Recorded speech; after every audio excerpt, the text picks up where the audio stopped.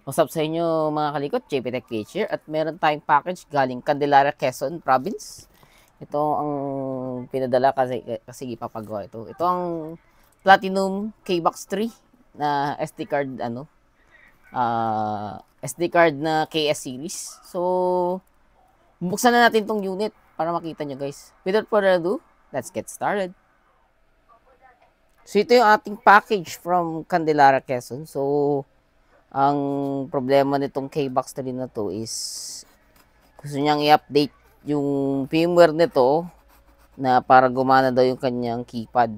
So, ang nangyari, aksidente niyang na-off. So, hindi ko nababanggitin yung pangalan ng may-ari kasi for privacy reasons. So, buksan lang natin siya guys. Wait lamang. So, itong ating Platinum K-Box 3 SD. So, bubuksan natin. Bali, tinesting na to. Hindi ko na kailangan i-testing kasi ang problema niyan ay ayun yan, nabanggit ko na kanina. So, nagkamali ng procedure sa firmware. So, first time nyo makakita ng repair ng Platinum K-Box 3 SD.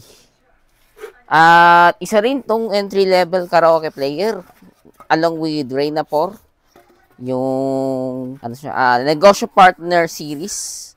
So, ito yun.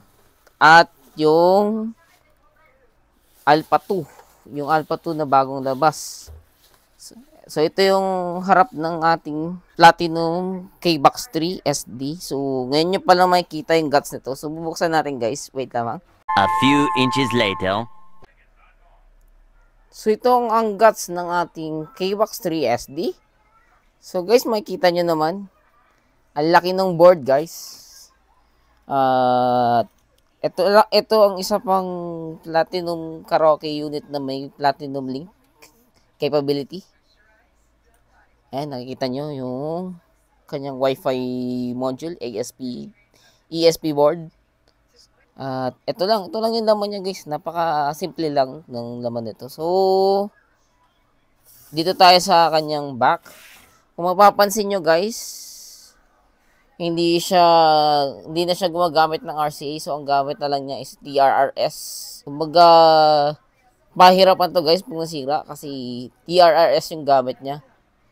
Yun yung problema dyan eh. Kasi, ang problema, pag nabali yung TRRS jack mo, pwedeng maingon sa loob.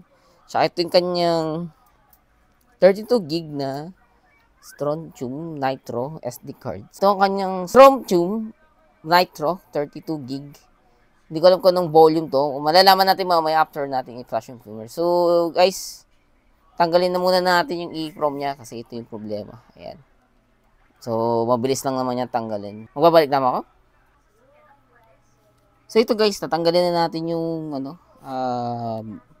yung EEPROM chip. So, lagyan muna natin ng konting phase flux. Ayan. Tapos, ready na natin yung hot air natin, guys. Para ma-remove natin yung Kasi ilalagay natin dun sa ating programmer. So, ito. Initan muna natin, guys.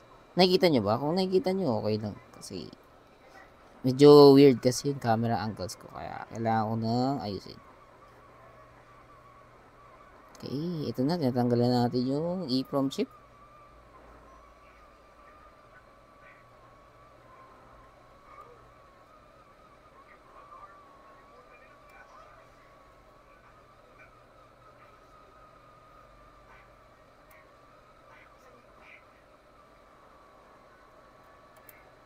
Yan. Okay, natanggalan natin yung EEPROM chip. So, lagay na natin sa ating programmer. Magbabalik kami ako. So, yun. Recording na tayo, guys. So, punta tayo sa ating computer. So, ito. Proceed tayo sa ating programmer. So, ito. Run natin. So, kailangan natin malaman yung Ito siya, guys. Naka-installed na. Itong EEPROM natin ng K-Box 3 SD. So, hindi niya nakikita yung mukha ko, nakatingin ako sa isang TV. So, lipat tayo ng scene. Ito guys. So, di pa na-detect ng maayos. So, ulitin natin. Minsan kasi, hindi nakasuot ng maayos yung EEPROM natin. So, pag ganito, dalawa lang yan. Dalawa possible problem. Either may problema itong EEPROM chip or hindi lang maayos yung pagkaka-insert niya sa adapter. So, ulitin lang natin guys.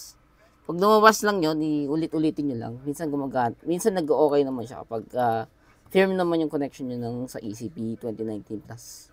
So, yun guys. Ulitin natin. Test natin. So, yun. Na-detect siya guys. XMC ang gamit niya na chip manufacturer. So, ito. Okay. So, okay na yan. Hindi lang natin siya dahil corrupted niya yung pinaka-ano niya. So, punta tayo ngayon sa Platinum website. Wait lang.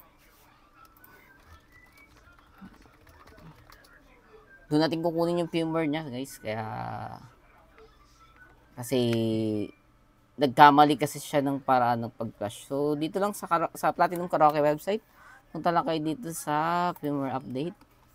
So, hanapin nyo lang kung ano yung player nyo. So, nandito yun. KBox 3. So, dalawang firmware update kasi ito. So, dito tayo sa pinaka-latest, yung September. So, download natin guys. So, mabilis lang naman yan.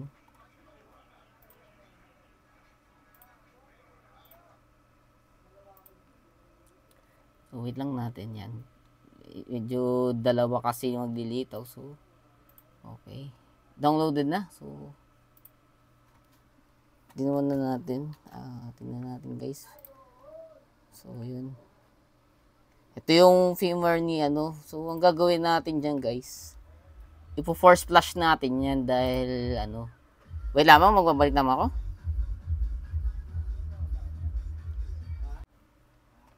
And we're back.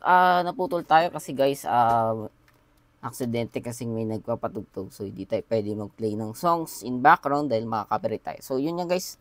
So, ito kung nakikita nyo guys yung procedure. So, change lang natin yung name. So, naka-set na siya sa bin. And yung niya, kanyang file name. So, i-open lang natin siya dito sa ating ECP 2019 Plus Programmer Program.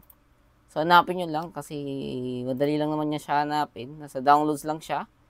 So, ito. So, ito, flash na natin siya diretso. So, ito. Okay, flash. So, auto nyo lang. Wait lang kayo ng mga ilang minuto. Okay, mabalik lang mga guys. Ita-timelapse ko muna yan.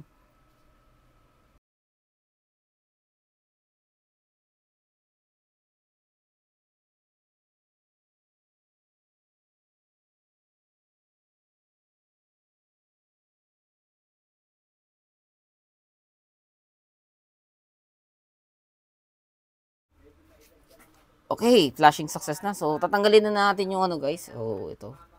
Tanggalin na natin yung bin file, yung niya. Itong niya. Ito guys, ayun.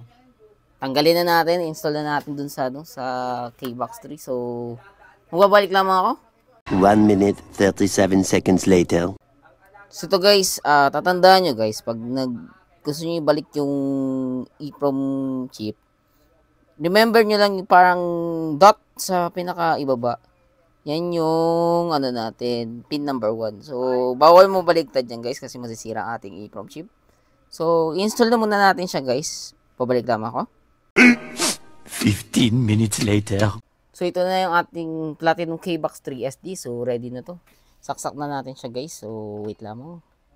Para makita nyo kung paano siya mag-run ngayon.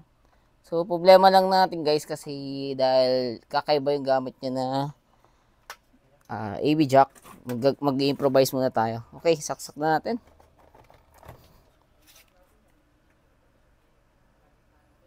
So, yun na guys. Gumagana na ang ating KBox 3 SD. So, testing na lang natin sa TV. Wait lamang. Mag-prepare lang ako. Babalik lang ako. So, okay na ang ating Platinum KBox 3 SD, guys. So, testing na natin. So, makikita nyo kung paano ko i-run yung diag mode. So, tingnan nyo lang, guys. Bali, pe-press nyo ng rapidly yung number 0. Ayan, guys. So,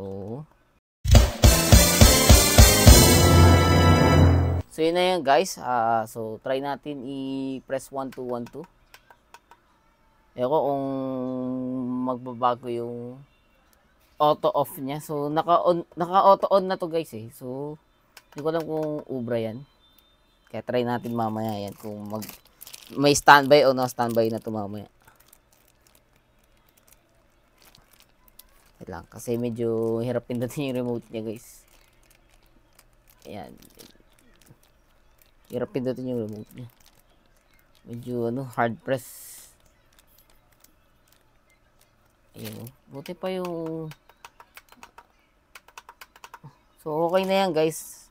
Nakita nyo naman kung paano i-run yung diag mode sa KBox 3 SD. So, yung diag mode is lalabas na rin yan sa ibang KBox, sa ibang KS models kapag nag-update kayo ng legless beamer. So, testing na natin siya guys.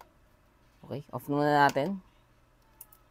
Then, on natin guys. Yan. So, okay na. On na natin.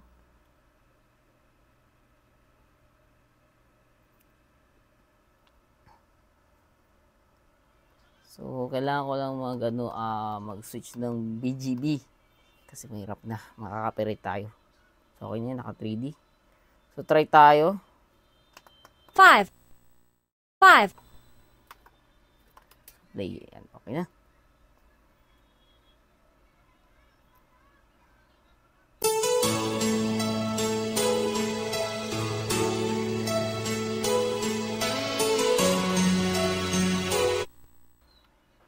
So, okay na yan guys. I-run test ko na lang ng matagal to off camera kasi mayroon mag-testing dito ng baka tayo. So, magbabalik tama ako?